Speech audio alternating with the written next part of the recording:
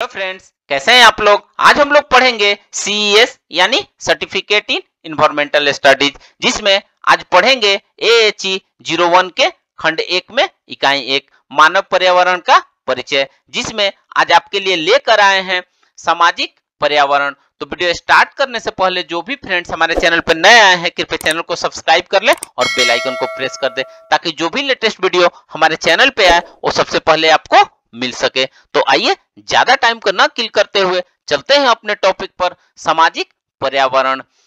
तो आइए वीडियो को स्टार्ट करते हैं। सामाजिक पर्यावरण ऐसे पर्यावरण में रहता है जहां दोनों ही कारक जैविक और अजैविक उसे प्रभावित करते हैं।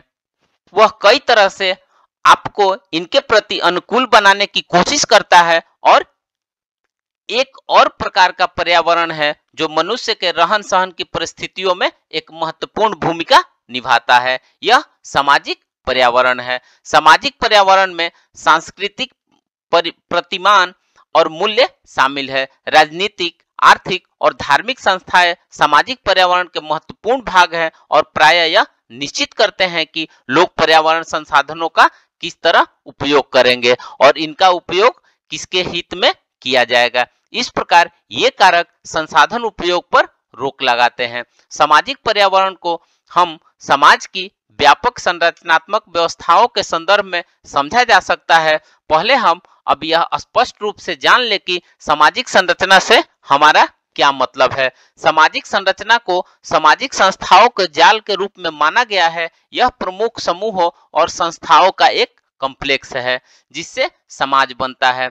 मानव समाज के अस्तित्व के लिए कुछ पूरक व्यवस्थाओं की जरूरत है, जिन्हें समूह और संस्थाओं के बीच प्रतिरूपित संबंध के रूप में समझा जा सकता है। ऐसा लगता है कि न्यूनतम आवश्यकताएं इस प्रकार से निम्नलिखित है, जिसमें वस्तुओं के उत्पादन और वितरण से संबंधित आर्थिक तंत्र, संचार तंत्र, जिससे एक भाषा और प्रौद्योगिकी भी विकसित करना शामिल है, जिसमें एक भाग से दूसरे भाग में सूचना पहुंच सके। व्यक्ति अपनी संस्कृति के अनुसार भाषा बदल जाती है। उदाहरण, विज्ञान और प्रौद्योगिकी में विभिन्न संकल्पनाओं को बताने के लिए नए वैज्ञानिक ज्ञान और तकनीकी भाषा का विकास करना आवश्यक था। विभिन्न साधन, मुद्रित सामग्री, इलेक्ट्रॉनिक्स आदि सभी संचार प्रौद्योगिकी का अंग है।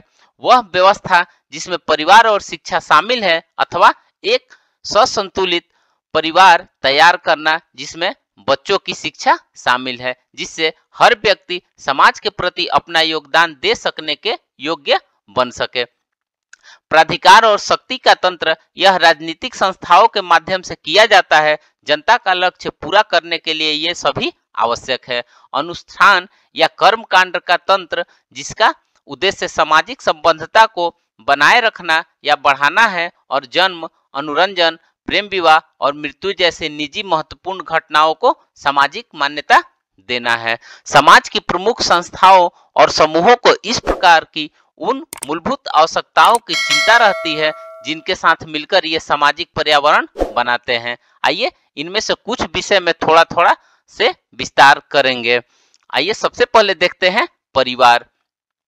सामाजिक संगठन की मूलभूत संस्थाओं में से परिवार एक संस्था है। सामाजिक पर्यावरण के व्यापक संदर्भ में परिवार अनेक कार्य करता है, जिसमें मानव का जनन, बच्चों का समाजीकरण, एक पीढ़ी से दूसरी पीढ़ी को सांस्कृतिक परंपराओं का हस्तांतरण आदि शामिल है। समाज के प्रतिमानों, मान्यताओं, विश्वासों और आचरणों के आधार पर परिवार के कार्यों की प्रकृति में विविधता होती है।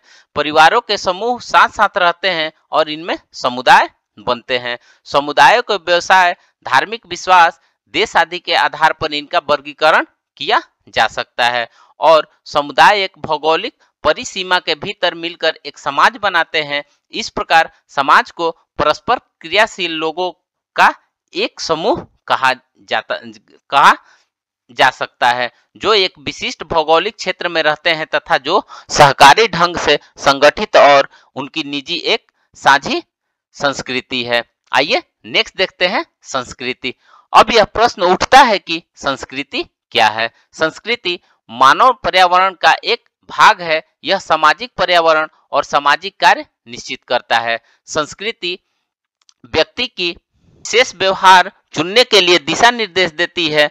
व्यवहार और उसके जैव परंपरा द्वारा मिलता है। ब्रिटेन के नृवैज्ञानिक एडवर्ड टेलर के अनुसार संस्कृति वह जटिल संपूर्णता है जिसमें ज्ञान, विश्वास, कलाएं, नैतिकताएं, कानून, प्रथाएं और किसी भी अन्य प्रकार की क्षमताएं तथा प्रवृत्तियां शामिल है, जिसे मनुष्य समाज का एक सदस्य होने के कारण अर्जित करता है। सांस्कृतिक पर्यावरण अपने सामाजिक प्रतिमानों, अर्थव्यवस्थाओं, राजनीतिक और धार्मिक संस्थाओं से अप्रभावित नहीं रह सकता है।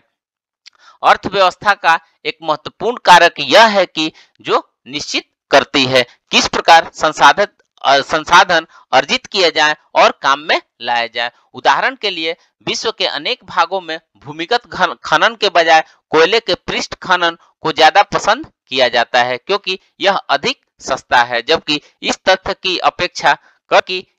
की अपेक्षा कर दी जाती है कि यह पर्यावरण के संबंध में बहुत ज्यादा विनाशकारी है।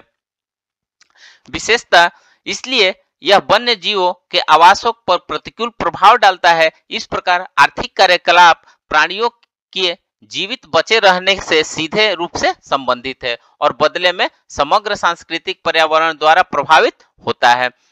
विधि तंत्र समाज के सामाजिक आचरणों का नियमन करता है। यह नागरिकों के अधिकारों और विशेषाधिकारों को परिभाषित करता है। यह प्राकृतिक आवास को संरक्षित रखने में महत्वपूर्ण भूमिका निभा सकता है। उदाहरण के लिए संरक्षण कानून यह देख सकता है कि कितना आवास नष्ट हुआ है, जानवरों का कितना शिकार किया गया है और कितनी चोरी की जाती है तथा किस जाति का शिकार किया जाए और किसका नहीं। इसी प्रकार उपयुक्त विधायी का हरित पट्टियों के अनुपात में निर्माण किए जाने वाले क्षेत्रफल को निर्धारित करके कृषि योग्य भूमि अत्यधिक शहरीकरण को रोककर भूमि के समुचित उपयोग को सुनिश्चित कर सकता है।